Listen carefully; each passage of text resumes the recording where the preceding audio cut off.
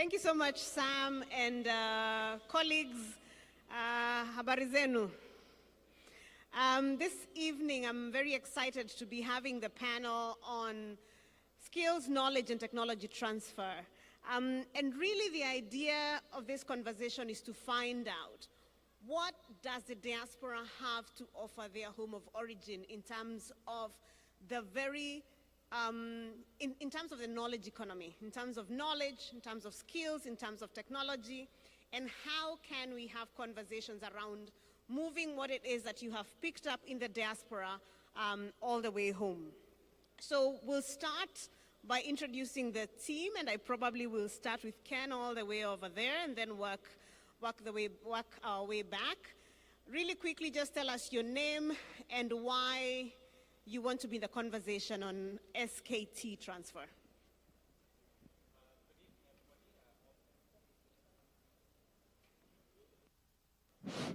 Yes, I believe it's on now. Good evening, everybody. It's a pleasure to be here. My name is Ken Mwenda. I'm the co-founder and managing director of a company called Immobilis. We're based in Nairobi, Kenya. We've been around for 14 years, and we're involved in digital skilling. We're a technology and innovation hub, and we have had the privilege to work with Microsoft, with Google, with Amazon Web Services on delivering technology skilling to a national audience of young Kenyans to prepare them for the future of work. We've also been entrusted and privileged to be running the Ajira Digital program on behalf of the government of Kenya to help with youth unemployment, to get the unemployment crisis of 40% of young people who are not in dignified and fulfilling work. And so we work with CAPSA to be able to offer free skilling to young people across the country. Good to be here, thanks. Thank you. Good evening, everyone. My name is Dr. Shiko Gitao.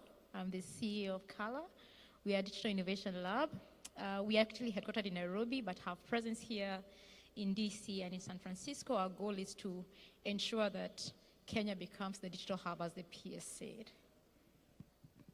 My name is Kenny Karanja. I'm a certified licensing professional.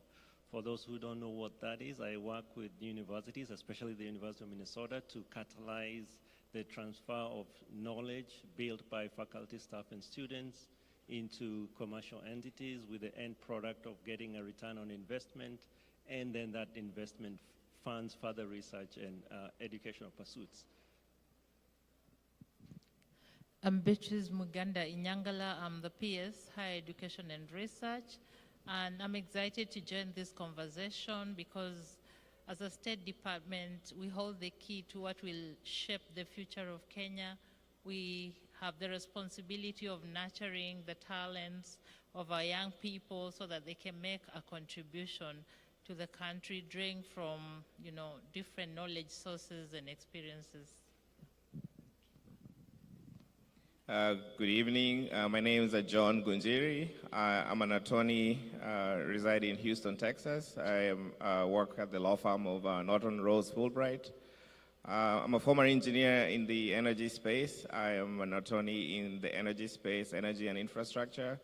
I focus my practice around project management, building of major projects, mega projects as we call them, and the commercial aspects of law around that.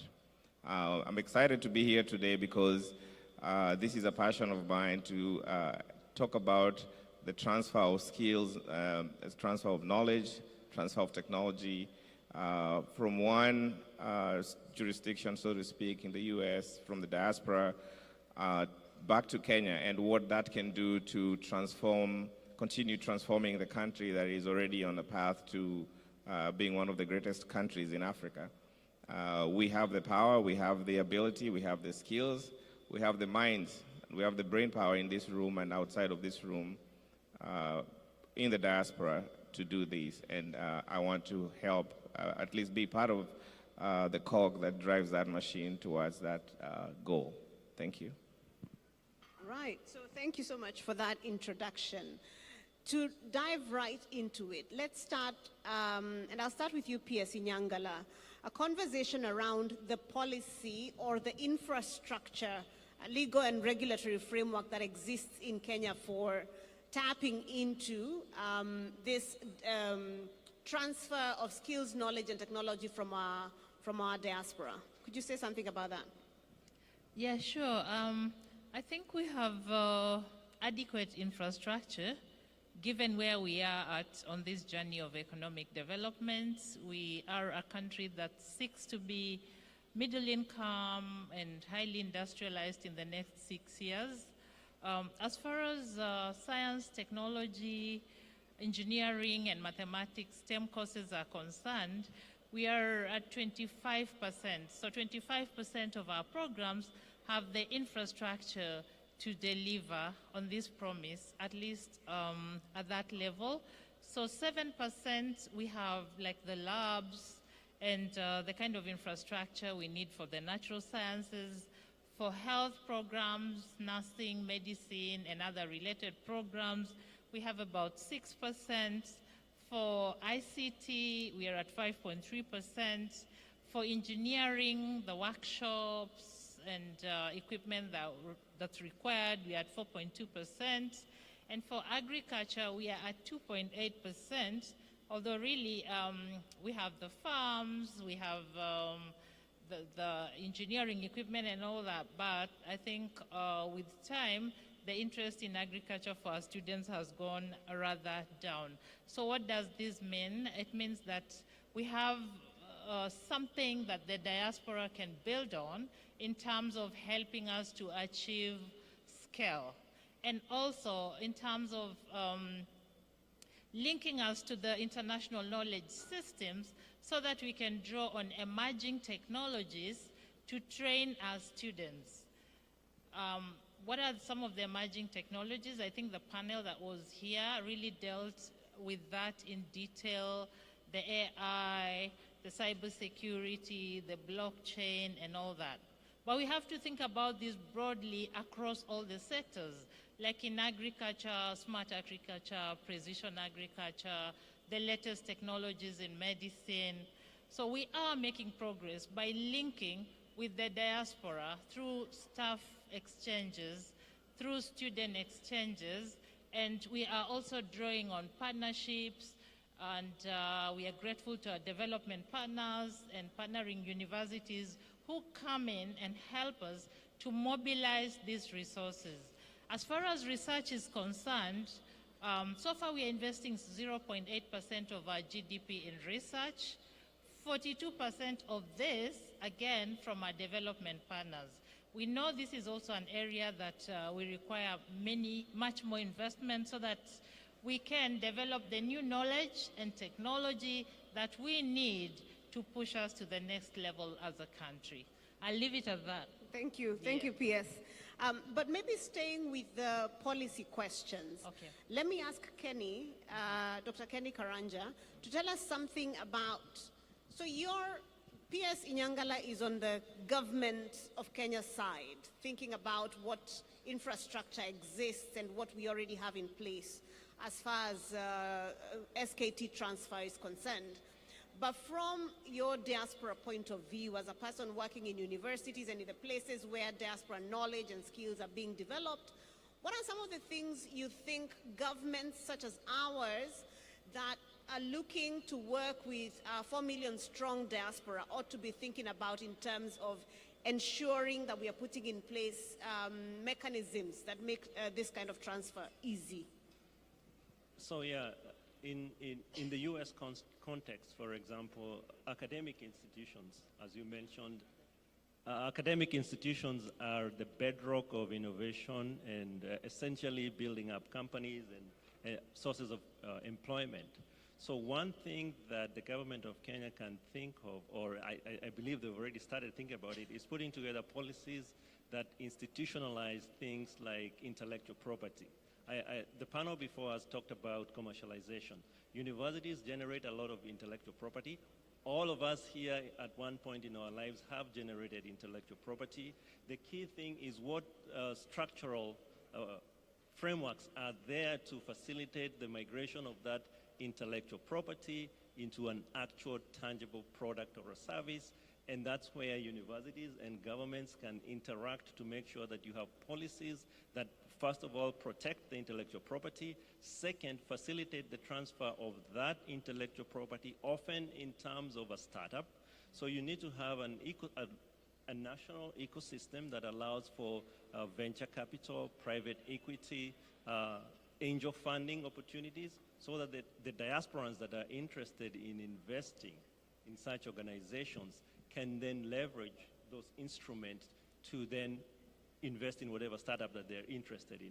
I think part of the panels this afternoon have been talking about what are the investment opportunities that are available in Kenya, and this is one of those sectors. Academic entrepreneurship, it's not something that is often talked about, but at least that conversation has started going on in Kenya.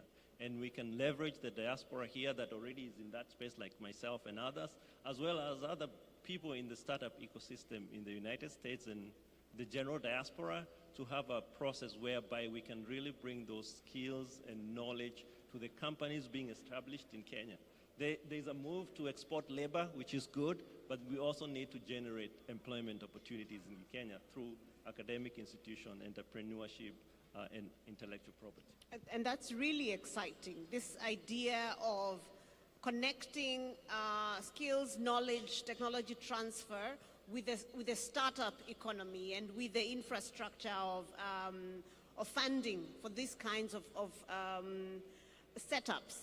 So let me, maybe staying with commercialization or staying with modes of exporting or modes of transferring these skills, knowledge and technology, maybe let me jump back here to John, Dr. Ngunjiri, to talk a little bit about what are some of the skills that you think we should be mapping out for purposes of this kind of transfer?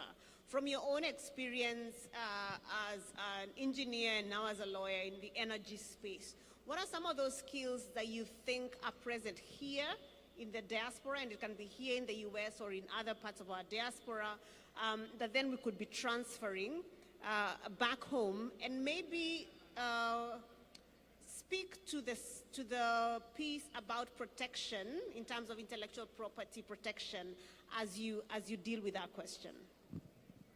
Thank you, Madam PS. So there is a whole spectrum of skills and knowledge and transfer and technology that we can talk about that exists in the diaspora, in the countries where we have Kenyans living outside of Kenya, that can be transferred back to Kenya. And I'll start with the very basic, which is the trademan, the trade skills, the trademan skills, for example, as basic as welding, as basic as the construction industry, as basic as the right way to build the road and make sure that the road is still there 50 years down the road.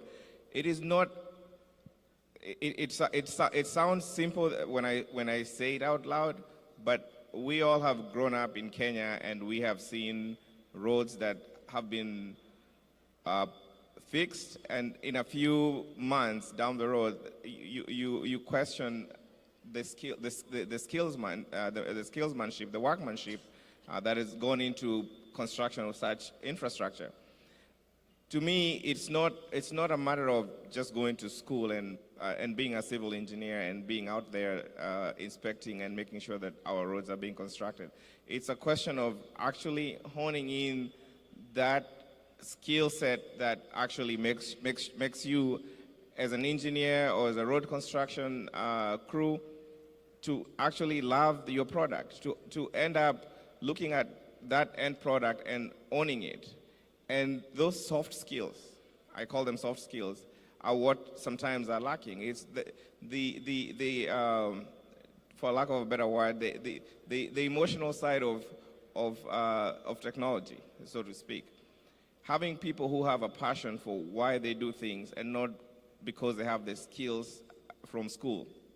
And to me, that is something that I have seen, at least in the crews that I've worked. I've worked from construction all the way to being a lawyer today, and I can tell you, I have seen a difference in terms of the pride people have in their end product. And that is something that we can encourage back home by transferring that which we learn. And I know a lot of people who are here in this room that work in the different sectors understand exactly what I'm talking about. There's people who work in Kenya, and Madam PS, you've been here in school in the US, you know exactly what I'm talking about. It's an intangible skill, so to speak, but we have the ability to transfer that. So I don't want to dwell too much on that, but I can go on to talk about professional skills also. We have doctors, we have lawyers, we have engineers, we have the same back in Kenya.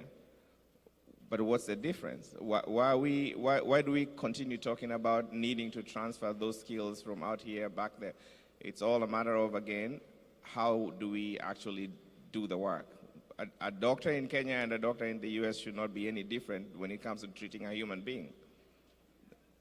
What is stopping them from actually achieving the same level of medical care that you would find in countries outside of Kenya? Why does somebody have to travel outside Kenya to go find medical help, medical intervention, when we have doctors that are highly skilled, well-trained in Kenya? So you have to put everything in place, not just the knowledge that you put in the person, but also the tools that that will enable the person to be able to achieve that level of care and standard as a professional. And this goes back to, going back to Madam PS's question about intellectual property. How do you ensure that you are encouraging innovation and development by, well, starting from protecting that knowledge and invention that the Kenyan entrepreneur, the ingenious development that somebody has come up with from so to speak, from being stolen, right? Intellectual property laws exist in Kenya. It's not necessarily new, a new space. We already have that. Enforcement is what we probably would want to see, growing. And we have people who are out here, intellectual property lawyers, intellectual property and incubators, so to speak, people who develop new ideas into commercializing them, like Dr. Karanja here. So getting those types of institutionalized skills built into our existing ecosystem in Kenya so that it can be successful as far as protecting technology. Thank you for that. So transferring the skills plus, transferring the extra, the secret sauce that makes the skills work. Let me maybe move from there to Shiko. Dr. Gitau, so when we talk about transfer, we're talking about skills, we're talking about knowledge, we're talking about technology. And sometimes for regular diasporians who work at a hospital or who work in a law firm or who work at a corporate, might not be thinking of themselves as people having a skill or a knowledge or technology to transfer. Could you speak about probably how diaspora in a everyday sense could transfer the knowledge or the information that they're able to pick up from their experiences here?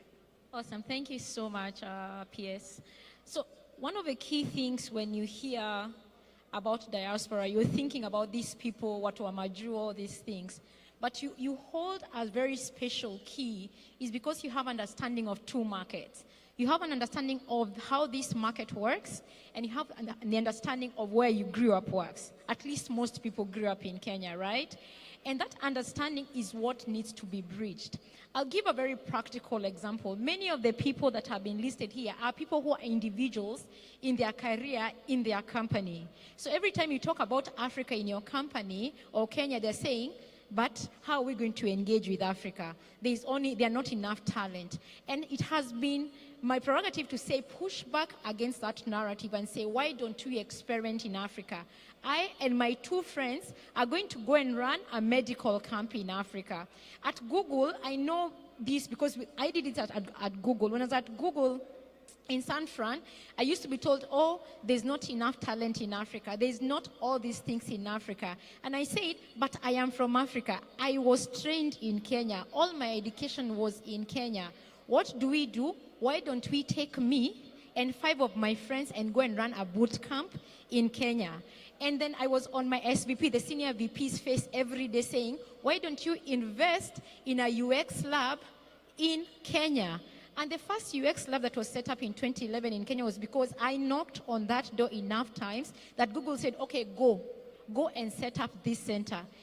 7 years later, when I went back home to hire, and Lopo is here, I will say, when I was hiring the UX people, all of those people had passed through that UX lab. Why? Because it was very practical. I got Google and Googlers to go and train Kenyans as UX researchers, and eventually we had this pipeline of people. So it's a long game. And you, whether you're a procurement officer, a junior person, you have the power to influence your organization to take some of your skills back home, either as yourself as a friend. It's summer. You can go with a few of your friends doing that. So for me, it's very practical. And Dr. Ishada is one of those people who is doing this for our data center work in Kenya.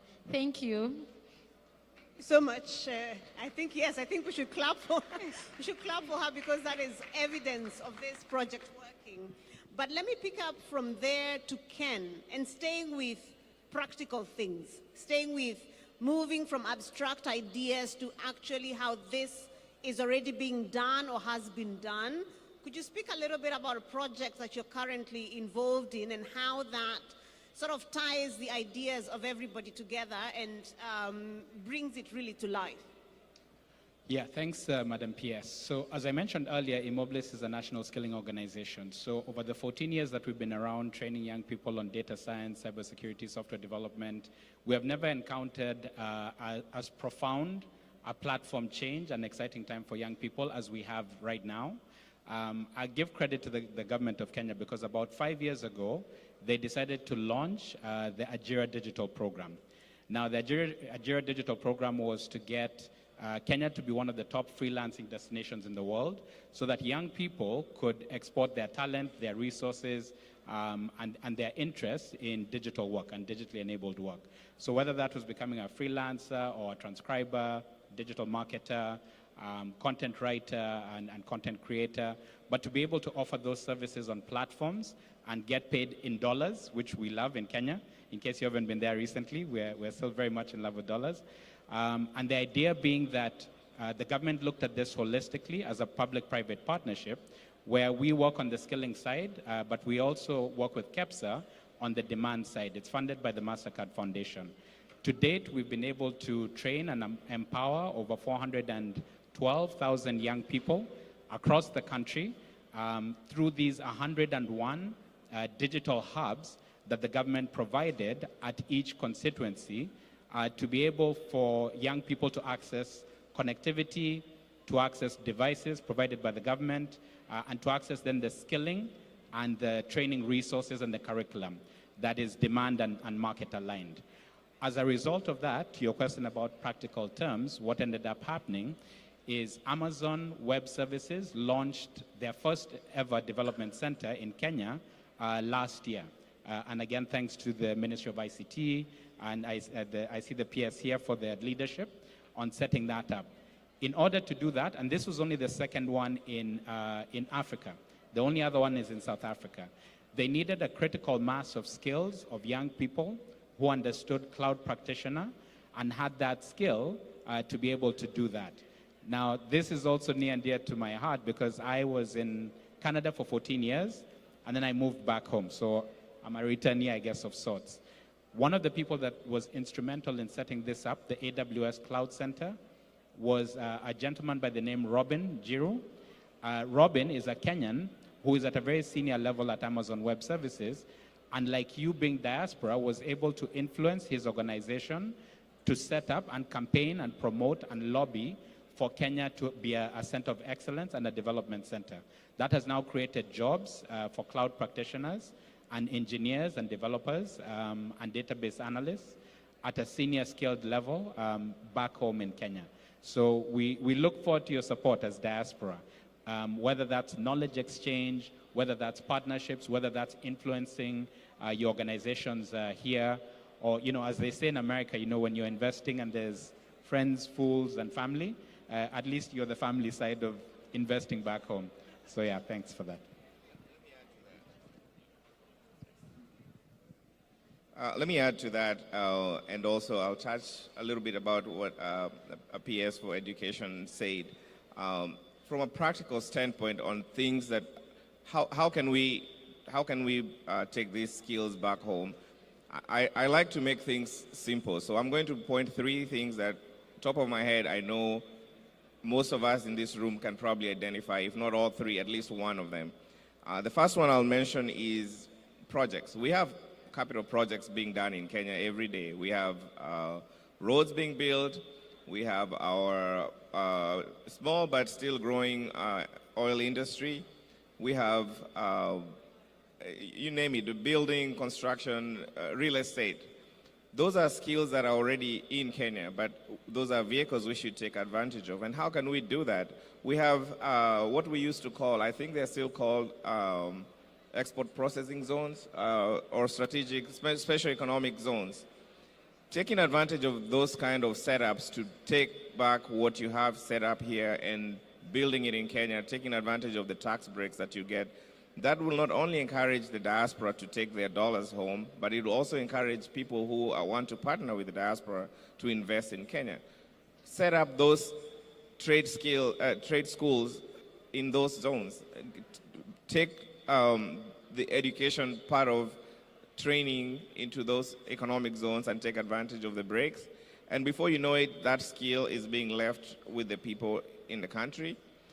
You will be having a ready market for those kind of skills to be put into the industries that I just mentioned in terms of the capital projects and infrastructure development. The second one I would mention is exchange programs.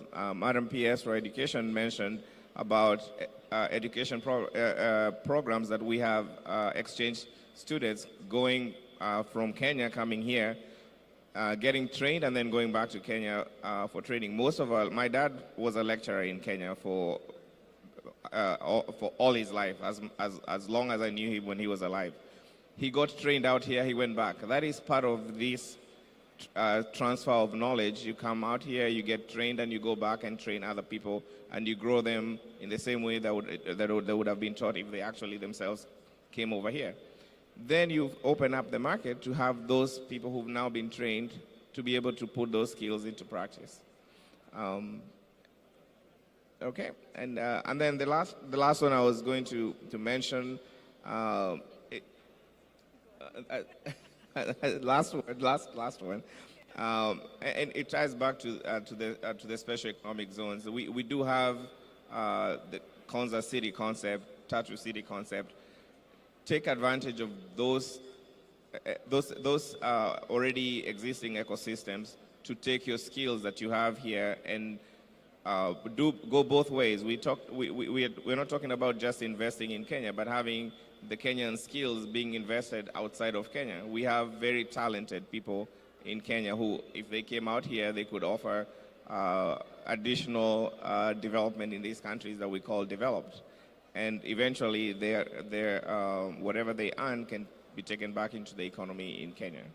Thank you.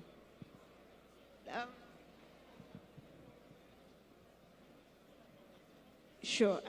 P.S. Inyangala, maybe you could make one comment and your parting shot, and then we'll just go down really quickly as everybody closes very quickly their comments and your parting shot, and then after that, I see Sam is already walking towards us, so let's go. Okay, so there's the big question about policy, and I want to buttress everything that has been said by saying that everything that we do in higher education is to promote access to quality and relevant and affordable education for all. So I'll just point to 2 of the strategies.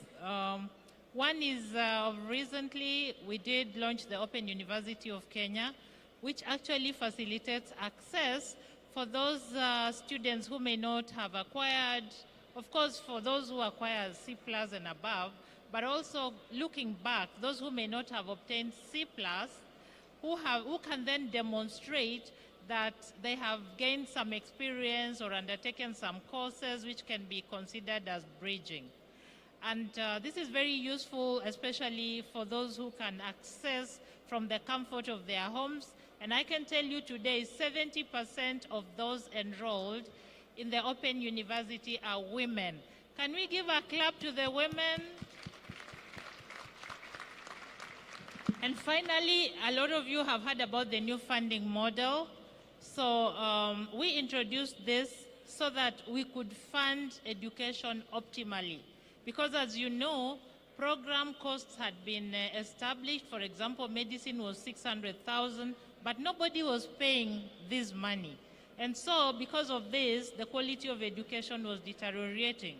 So we said this money should be paid, but how will it be paid? Let us have a mixture of scholarships, loans, and household contributions. To cut it a long story short, for this model to be sustainable, our Higher Education Loans Board needs to have a lot of money so that they can provide a huge amount of loans to the students. So this is an opportunity also for the diaspora to save with the Higher Education Loans Board so that that money can then be used to mobilize loans to fund our students. Thank you. Kenny? All right, mine are going to be two very short statements, if I may. And one of those will give you money if you follow through on that. So the first one is, all of us here are alumni of institutions in Kenya. Join your alumni association. If you are in the entrepreneurship field, support the startups that are coming from those institutions. Second, the future of healthcare is artificial intelligence and machine learning. If you're, and we have a lot of health practitioners in this space, link up with an institution in Kenya doing machine learning and artificial intelligence applications. Come up with ways of remote diagnosing of diseases, and you will make money, and please give me a part of what you make. Thank you. So mine also too, I think everybody's doing two things. The first one is he gave a very good call to action about an asset class called investing in startups. And I know you're in America, you're wondering, how do I do that? There are two vehicles that I know of by Kenyans here in the US that are doing that. One of them is called Simba Angels. They're out of San Francisco. They are looking for Kenyans who are willing to invest in startups in Kenya. If you find me there, I'll give you a contact. The other one is PANI, P-A-I-N-I. It is based out of Kenya. They're also looking for diasporans who are wanting to invest in Kenya, just in case that one. The second one is about knowledge transfer, because I'm very passionate about this. Africa is 19.5-year-olds. How do we create skills for the future? We've been working with this gentleman in trying to assess what talent is coming out of our skilling program. To be honest, it's below par. How do we upskill them? It's because of you people. It's how you need to tell us what does the world need in terms of talent. And I want to call out Dr. Kingori, who is there, who is doing a fantastic job with Kenyatta University from Ohio, and she's bridging the skills gap around public health. What does the world need in terms of technology, statistics, data science, and public health? And she's training university lecturers to be able to provide that to the world. Of course, I've mentioned Ichi and all the work around data science, but the other one is Nancy from San Francisco, who is bringing together skills and talent gaps from across San Francisco to see how do we bridge from Kenya and how do we use as Kenyans solve for this. Thank you very much. All right, thank you. And before Ken says a word, tafadhali, can we just maintain some silence in the room? I know there are people who are taking notes. They still want to continue. So those who are streaming inside, let's be a little bit quiet. Tafadhali, naomba muniwe radhi tuweze kunyamaza kidogo ndio tuweze kusikiza. And then I'll move to that. Bwana Ken, continue. Okay, so maybe let me buck the trend and say mambo ni matatu. So let me close with three very quick things. So the first one, just very quickly, is the idea of public-private partnerships. I'll also preface that by saying this is an incredibly opportune time for Kenya. We have government goodwill and a government that is switched on. We have boot camps, public institutions, and there's never been more access, more democratic access for young people to access, whether it's MOOCs or online training or YouTube videos, to learn and catch up with what's going on in the world for the fourth industrial revolution. I think the thing is to have that bridge that partners what you guys know and have access to. That's my second point, is the jobs that you have access to. Google did an a Google ecosystem developer report for Africa in 2021, and they found that there's about 716,000 developers, software developers across Africa. 60,000 of those are in Kenya. So Kenya is one of the 4 big hubs for developers. 38% of those developers were working for at least one company outside the continent. I believe there is so much opportunity. When you look at what India has done, there are 18 million in the diaspora, and you guys represent some of the best and brightest. So how can you help young people back in Kenya to access jobs, but also then the skills? And that's my third and final point. A couple of years ago, for example, Stanford partnered with University of Nairobi to do a human-centered design workshop. So they had their 4th-year students going in and partnering with University of Nairobi. It was a free workshop. So in your institutions and spheres of influence, how can you then be that bridge that links to back home for the right skills on AI, on cloud, and all these areas that are the future of work? So thank you so much. Great to see you all. Thanks. Bye. John? Thank you so much, everybody, for coming. I don't have much to say other than I definitely have to say this. The views and comments I have made are not of my law firm. They're my personal views as a Kenyan, and so that disclaimer has to be said anytime I speak in public. And then the last thing I will say is I want to encourage us to be patriotic to Kenya. I will say this at the risk of sounding political. If you had an issue with the United States and you mentioned it in front of an American, they will not bring up what party they belong to. They will be like, you don't say that about America, you don't go after my country. They are very patriotic people.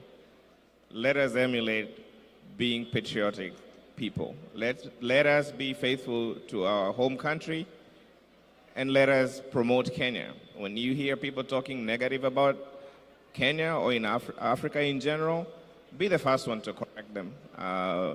When people ask you how come you can speak English, you know better how to answer that kind of question, because at the end of the day, you made it here. You had an interview at that embassy. It was in English. It was not in your mother tongue. So try to remember that being patriotic is what's going to promote Kenya, not only among ourselves, but also outside to outsiders who have no knowledge about our country. Thank you.